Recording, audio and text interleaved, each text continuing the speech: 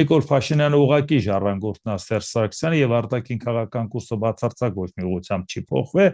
շարունակել է նաեւ խորանալ ԵԱՏՄ-ում, որը Սերժ Սարգսյանի ժամանակ էր եղել, հետո Սերժ Սարգսյանը փորձեց նաեւ Եվրոպայի հետ եւ քաղաքականություն տանի, որը իհարկե բարդ էր, որովհետեւ արդեն մի տնտեսական տիրույթում է իր մաքսային միության, չէր կարող հավասարապես Եվրոպայի հետ լինել։ Դե դրա համար դա ունեցավ համապարփակ եւ ընդլայնված գործընկերության փաստաթուղթ, որն էլ Նիկոլ Փաշինյանը շարունակում է, այսինքն մեր արտաքին կուրսում ոչինչ չի փոխվել, դրա համար բալանսավորվածն էլի Սերժ Սարգսյանի ժառանգությունն է ստացել շարունակում է, որքանով է դա արդյունավետ այս աշխարհում հարաբոփող, որքանով է դա արդյունավետ, ասենք բոլորի հետ խաղեր տալ, որ մենք քո հետ ենք, դա ավելի շատ է անհուսալի գործընկերոջ տպավորություն թողնում։ Առավել եւս, երբ որ խոսք է գնում, տեսեք, մենք Եվրոպա ենք գնում, մեր աչքի առաջ տեսանք Եվրոպա գնացող, մեզանից տարիներով առաջ, քայլերով առաջ Վրաստանը, ինչպիսի խնդիրների առաջ կանգնեց, երբ որ խաբեց, որ ինքը Եվրոպա է գնում։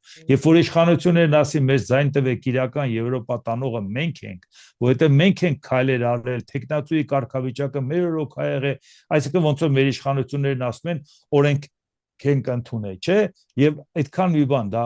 նետ չլինի, որ դա Վրաստանի իմիտացիան լինի մեր աչքի առաջ։ Դրա համար ես գտնում եմ, որ պետք է իրական քայլեր անել Եվրամիության անդամակցության, որովհետեւ Եվրամիությունը համակարգ է։ Մի պետություն չի, որ ասենք այդ պետության հետ այսօր լավ կլինենք, վաղը վատ։